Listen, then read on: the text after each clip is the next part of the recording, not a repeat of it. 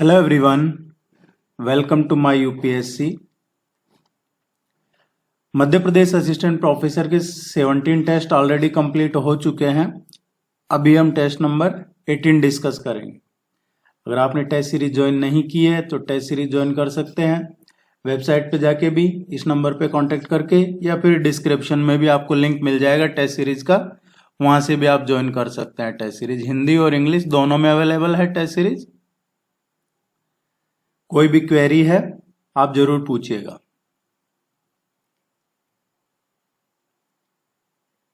Let's begin.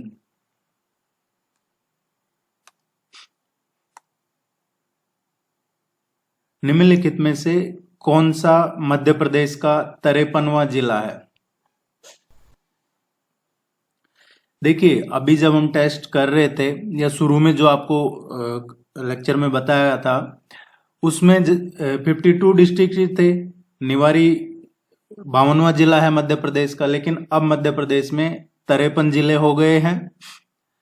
53वां जिला है, ये बनाया गया है 13 अगस्त को।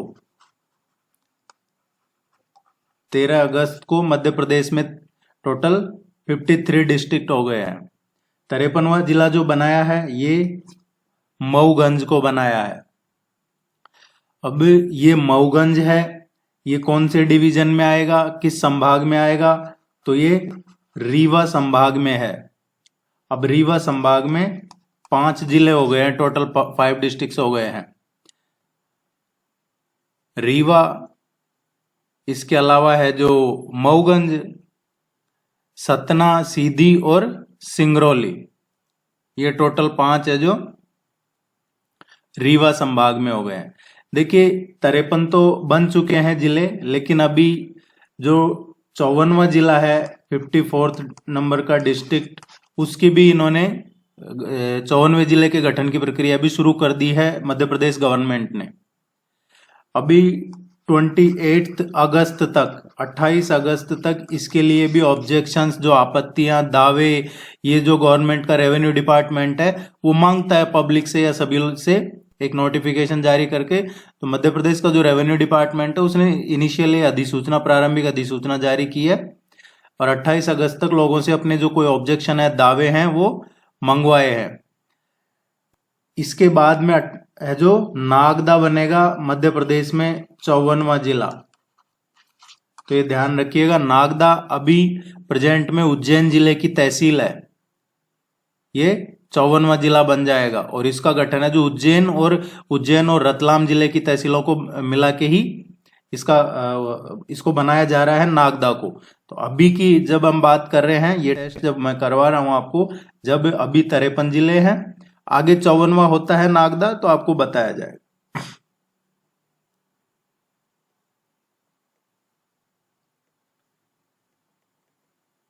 कुछ भी चेंजेज होता है, कुछ भी अपडेट होता है, वो आपको यहाँ करवा दिया जाएगा। आप निश्चिंत रह के बस पढ़ाई कीजिए और उसका रिवीजन कीजिए ज्यादा से ज्यादा। निम्नलिखित में से कौन से स्वतंत्रता सेनानी मध्य प्रदेश से हैं? इनमें से कौन से हैं फ्रीडम फाइटर्स जो मध्य प्रदेश से हैं? चंद्रशेखर आजाद, लाला लाजपत राय, झलकारी बाई, महात्मा गांधी। देखिए, इनमें से जो हैं चंद्रशेखर आजाद है, ये तो मध्य प्रदेश में अलीगढ़ में जन्म हुआ था इनका। झलकारी बाई है, इनका संबंध में मध्य प्रदेश से है। तो इन दोनों का मध्य प्रदेश से है संबंध, चंद्रशेखर आजाद और झलकारी बाई का।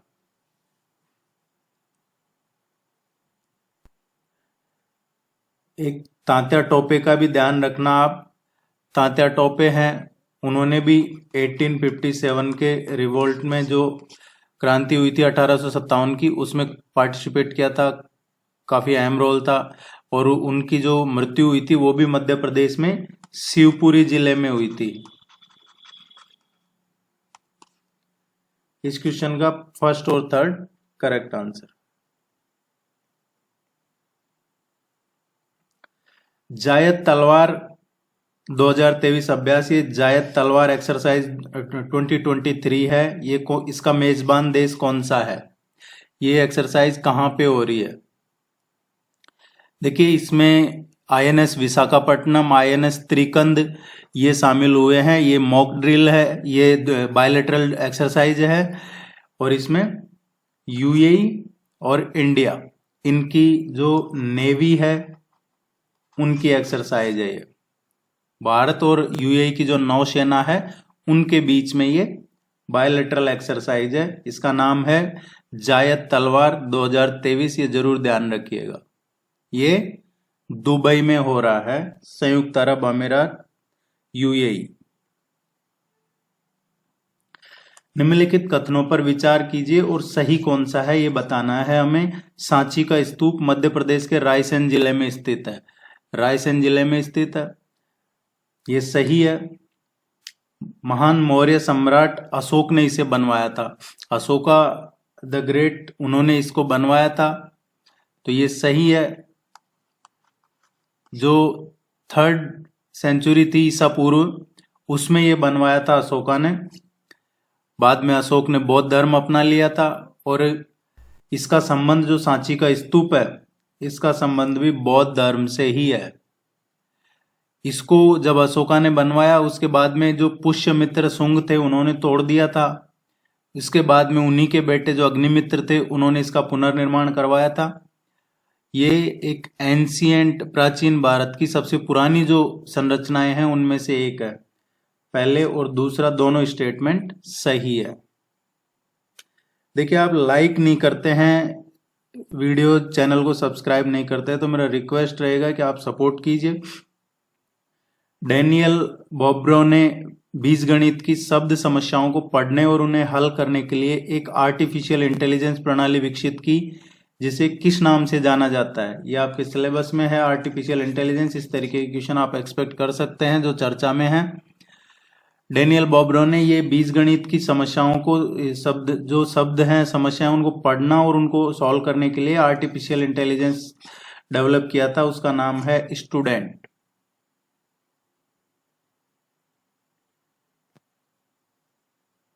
हाल ही में खबरों में रहा सुलीना चैनल किस देश में है। ये देखिए, ये क्वेश्चन इसलिए करवाया जा रहा है क्योंकि अभी रिसेंटली जो पूरे वेस्टर्न कंट्रीज को जहां से अनाज की सप्लाई होती है, चाहे वो अनाज यूक्रेन से जा रहा हो वेस्ट में, या फिर वो अनाज रसिया से जा रहा हो वेस्ट में, ये डैन्यूब रिवर है, वहीं से जाता है। डैन्यूब रिवर यूरोप की दूसरी सबसे लंबी रिवर है और जो माल ढुलाई के लिए हिस्टोरिकली इसका बहुत इंपॉर्टेंस है। और ये यहाँ से है जो गुड्स एंड सर्विस का काफी ट्रांसपोर्ट होता है, यहाँ पे बंदरगाह काफी है। अभी रिसेंटली ये जो रूस और यूक्रेन के चल रहा है वॉर, इसकी वजह से ये यहाँ पे हमला हुआ है इस चैनल पे, सुलीना चैनल पे। और ये जो बंदरगाह है या ट्रांसपोर्ट का जो मार्ग है, जिसको एक तरीके से कह सकते हैं रिवेरियन एक्सप्रेसवे, इसको रिवेरियन एक्सप्रेसवे भी कहते हैं। दुनिया के जो शीर्ष अनाज के निर्यातक है उनमें से एक है ये। और ये यूक्रेन को काला सागर से, यूक्रेन को जोड़ता है ब्लैक सी से, ये चैनल। तो ये अब ये डिस्टर्ब हो गया ये रूट, तो अब अल्टरनेट रूट, नया विकल्प है। ये डैन्यूब रिवर वाले की बात कर रहे हैं, डैन्यूब रिवर वाला डिस्टर्ब हो गया है, डैन्यूब रिवर वाला। तो अब जो वैकल्पिक जो ढूंढा है अल्टरनेट इस डैन्यूब रिवर वाले का, ये सुलीना चैनल ढूंढा है। ये नया अल्टरनेटिव, एक नया वैकल्पिक मार्ग, व्यापार मार्ग ढूंढा है इन्होंने यूरोप को सप्लाई करने के लिए अनाज वगैरह की। क्यों? क्योंकि डैन्यूब रिवर के किनारे जो बंदरगाह थे वो इस युद्ध में वो डिस्टर्ब हो गए हैं, वो रास्ता डिस्टर्ब हो गया। ये कहां पे है सुलीना चैनल? रोमानिया।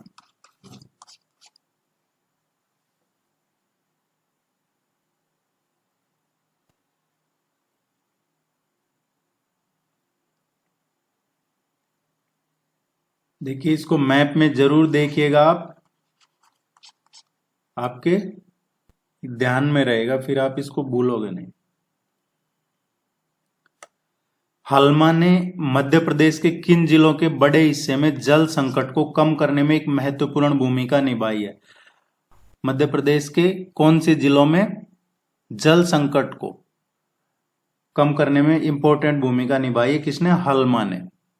देखिए हलमा क्या है, जो ट्राइबल्स हैं, ट्राइबल्स स्पेशली भील ट्राइब, जो भील जनजाति है, उन लोगों ने पर्यावरण संरक्षण के लिए सदियों से, उनकी जो एक परंपरा है, सदियों पुरानी परंपरा, जिसमें वो पर्यावरण संरक्षण करते हैं, पेड़ वगैरह को बचाना हो या फिर जल संरक्षण हो, इसके लिए वो करते हैं। उसी परंपरा को कहा जाता है हलमा। तो झाबुआ और अलीराजपुर, इन दोनों में ये काफी फेमस है। तो इन दोनों में पहले पर्यावरण संरक्षण के लिए चलाई जा रही थी ये काफी सदियों से हलमा, लेकिन अब ये झाबुआ में जल संरक्षण के लिए ये के प्रथाओं से ये जुड़ गई है। ये झाबुआ में है जो ये परंपरा अब जल संरक्षण प्रथाओं से जुड़ गई है। तो बी इसका करेक्ट आंसर है।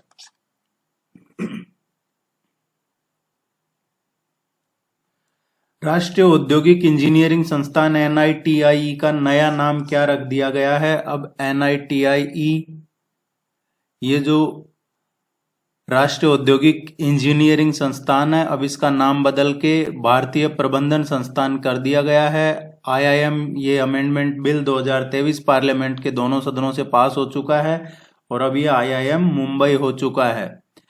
NITIE को IIM मुंबई बना दिया गया है। IIM नागपुर ऑलरेडी है, नागपुर ऑलरेडी था, अभी IIM मुंबई बन गया, तो महाराष्ट्र का ये दूसरा IIM बन गया है और देश का 21वां IIM बन गया है। ये ध्यान रखना आप।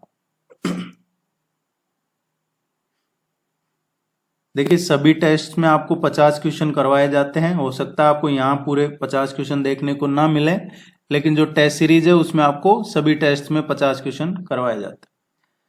राष्ट्रीय आंदोलन के दौरान झंडा सत्याग्रह मध्य प्रदेश के किस शहर में आयोजित किया गया था? जब नेशनल मूवमेंट्स चल रहे थे आजादी के टाइम, अंग्रेजों का जब यहाँ शासन था, तो झंडा सत्याग्रह किया गया था। वो मध्य प्रदेश में कहाँ पे आयोजित किया गया था? झंडा सत्याग्रह की शुरुआत हुई थी मध्य प्रदेश में जबलपुर से, और फिर ये धीरे धीरे पूरे देश में फैल गया। ये झंडा सत्याग्रह एक आंदोलन करने का तरीका था अंग्रेजों के खिलाफ। इसमें कई क्रांतिकारियों को जेल में भी डाल दिया था। बाद में इसको नेशनल लेवल पे सरदार पटेल ने इसको नेशनल लेवल पे इसको नेतृत्व दिया था और इसका समापन हुआ था झंडा सत्याग्रह का 1923 में, 1923 में नागपुर में।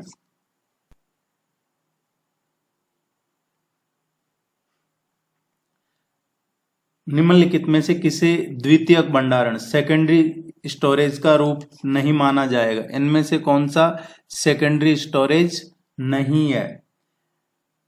ये रैम प्राइमरी स्टोरेज होता है, सेकेंडरी स्टोरेज नहीं होता है। सेकेंडरी स्टोरेज वो होता है जैसे आपने पेन ड्राइव लगा लिया, फ्लॉपी लगा दी, डिस्क ड्राइव वगैरह एडिशनल जो ऑक्सिलरी लगाते हैं वो सेकेंडरी होते हैं। रैम सेकेंडरी नहीं है।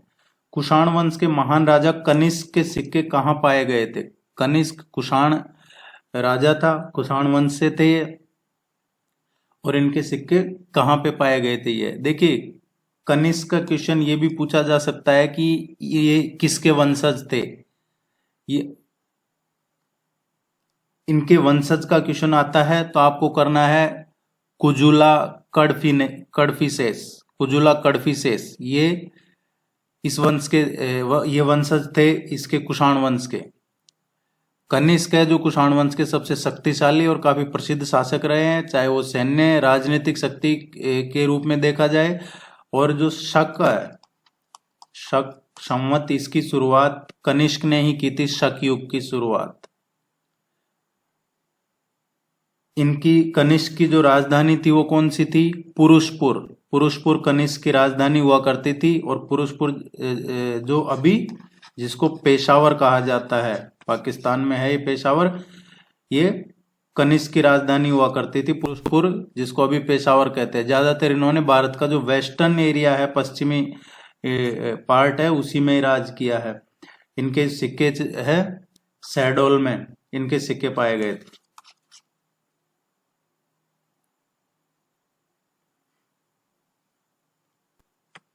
उन्मेषा और उत्कर्ष उत्सव का उद्घाटन किस राज्य केंद्र शासित प्रदेश में किया गया है? देखिए, उन्मेषा और उत्कर्ष ये दोनों, ये ध्यान रखिएगा, काफी इंपॉर्टेंट है। किसी भी वे में एक क्वेश्चन पूछा जा सकता है, जरूरी नहीं है आपको यहां जैसे करवाया जा रहा है वैसे का पूछा जाए। टॉपिक इंपॉर्टेंट है, क्वेश्चन किस फ्रेम में करवाया जा रहा है वो इंपॉर्टेंट नहीं है। उन्मेषा और उत्कर्ष, अभी recently president of India Droupadi Murmu ने ये 2 कार्यक्रमों का उद्घाटन किया है और ये भोपाल में किया है। इन दोनों कार्यक्रमों का उद्घाटन मध्य प्रदेश में भोपाल में। इसमें उन्मेषा क्या है? उन्मेषा है इंटरनेशनल लिटरेचर फेस्टिवल, अंतर्राष्ट्रीय साहित्य महोत्सव। और उत्कर्ष क्या है?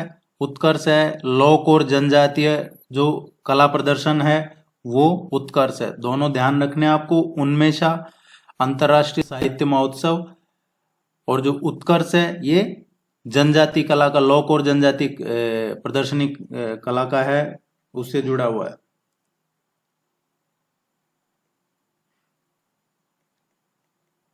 मध्य प्रदेश में अंग्रेजों के खिलाफ पहला विद्रोह कहां पे हुआ था, कहां शुरू हुआ था? तो पहला विद्रोह जो अंग्रेजों के खिलाफ मध्य प्रदेश में हुआ था ये महाकौशल रीजन में शुरू हुआ था, महाकौशल क्षेत्र में 1818 में। और इस विद्रोह का नेतृत्व अप्पाजी भोंसले कर रहे थे, जो अभी नागपुर है उस जगह से, नागपुर से अप्पाजी भोंसले कर रहे थे इसका नेतृत्व, जिनको अंग्रेजों ने, अप्पाजी भोंसले को बाद में मंडला, बैतूल, छिंदवाड़ा, सिवनी, नर्मदा ये जो एरिया है इनको छोड़ने पे मजबूर कर दिया था। इन्होंने, अप्पाजी भोंसले ने अरबी सैनिकों की मदद से भी युद्ध लड़ा था बैतूल के पास अंग्रेजों से, लेकिन वो सक्सेस नहीं हो पाए थे। तो ये ध्यान रखना है, मध्य प्रदेश में अंग्रेजों के खिलाफ पहला विद्रोह महाकौशल।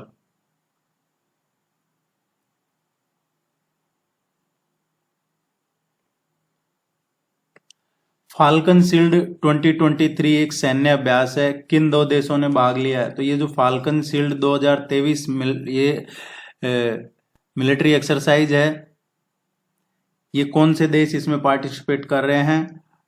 चाइना और यूएई दोनों का है ये फाल्कन शील्ड 2023 एक्सरसाइज। ये चीन का जो जिंजियांग प्रोविंस है वहां पे हो रहा है ये।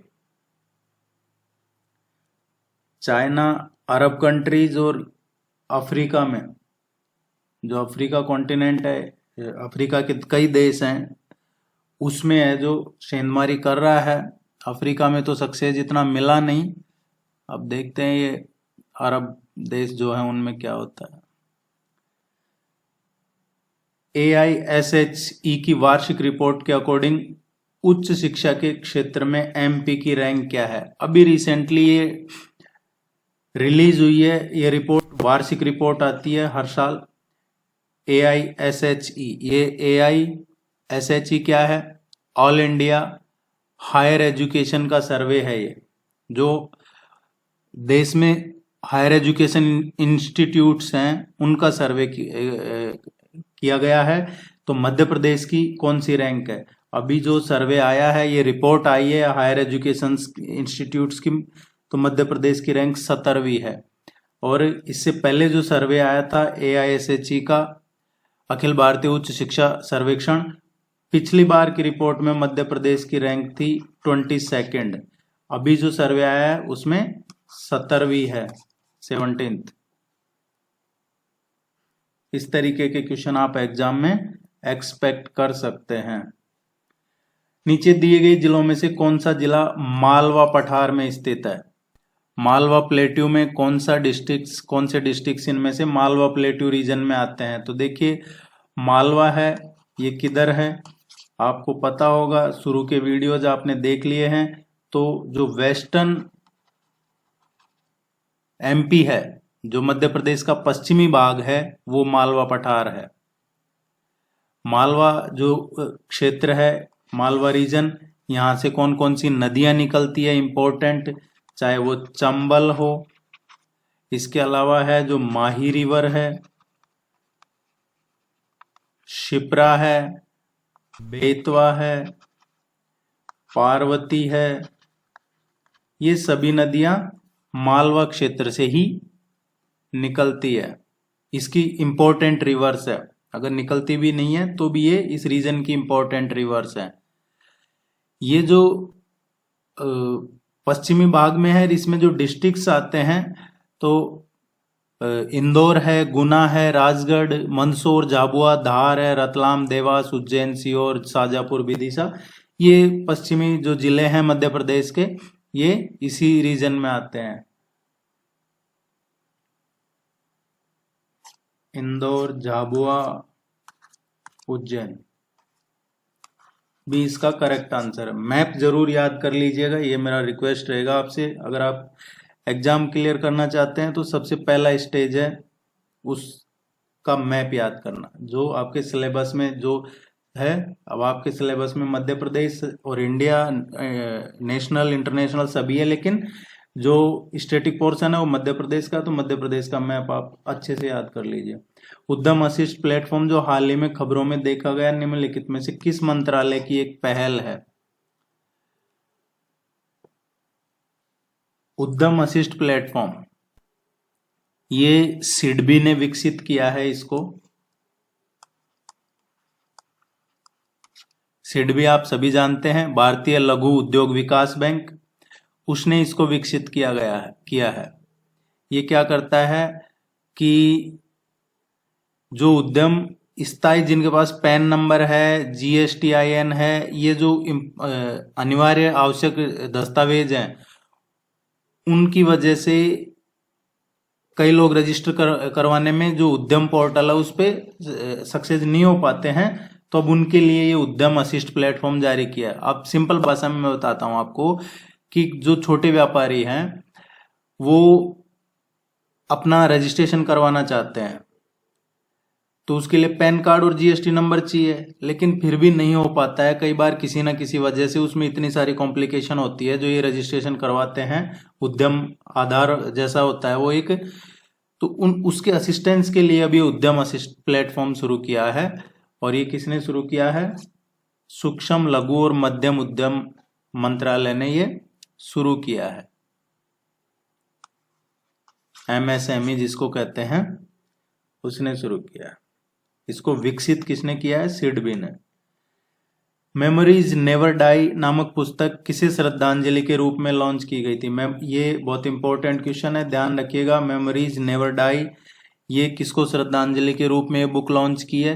देखिए, ये बुक लिखी किसने है? मेमोरीज नेवर डाई बुक लिखी है doctor APJM Naseema, doctor APJM Naseema. और दूसरे हैं, ये साइंटिस्ट हैं डॉक्टर YS राजन। इन दोनों ने ये बुक लिखी है। ये है श्रद्धांजलि अब्दुल कलाम को।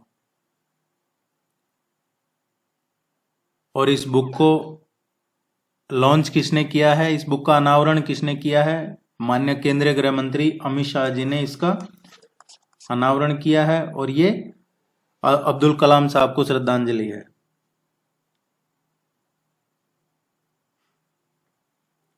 निम्नलिखित में से किसका उपयोग करके उच्च स्तरीय प्रोग्रामिंग भाषा को मशीनी भाषा में परिवर्तित किया जा सकता है? देखिए, क्वेश्चन में पूछा गया है कि इनमें से जो ऑप्शन में दे रखे हैं उनमें से कौन सा जो हाई लेवल लैंग्वेज है उसको मशीन लैंग्वेज में ट्रांसलेट कर सकता है। तो ये काम करता है कंपाइलर। कंपाइलर एक ऐसा स्पेशल प्रोग्राम होता है जो प्रोग्रामिंग भाषा का जो सोर्स कोड है, प्रोग्रामिंग भाषा के सोर्स कोड को ये मशीन कोड में ट्रांसलेट कर देता है, या कहें बाइट कोड में ट्रांसलेट कर देता है। तो बी इसका करेक्ट आंसर है। या ICT में इस तरीके के क्वेश्चन आपके सिलेबस में पूछे जाएंगे। निम्नलिखित कथनों पर विचार करें। रीवा और पन्ना का पठार बुंदेलखंड पठार के दक्षिण में स्थित है। यह विंध्य पठार का एक हिस्सा है। सोन और केन दो मुख्य नदियां रीवा और पन्ना पठार से होकर गुजरती है। सही कौन सा है, यह हमें देखना है। देखिए, रीवा और पन्ना पठार ये कहाँ पे है? बुंदेलखंड जो प्लेट्यू है उसके नॉर्थ ईस्ट में है ये, ना कि साउथ में है। जैसे दामोह है, दमोह, पन्ना, सतना, रीवा, इन जिलों के अधिकांश जो ज्योग्राफिकल एरिया इसको यही कवर करते हैं। और ये जो विंध्यन रॉक सिस्टम है उससे बना हुआ है, उसका हिस्सा है। रीवा और पन्ना पठार से जो नदियां गुजरती है इंपॉर्टेंट, वो कौन सी है? सोन है, केन है, ये यहीं से होके गुजरती है। तो बी और सी ये दोनों सही है। रीवा और पन्ना पठार है, इसका दूसरा नाम विंध्यन पठार जिसको कहते हैं, विंध्यन पठार है, वो ही रीवा और पन्ना पठार उसी को कहा जाता है, जिसका अमरकंटक की पहाड़ी वगैरह ये इसका हिस्सा है।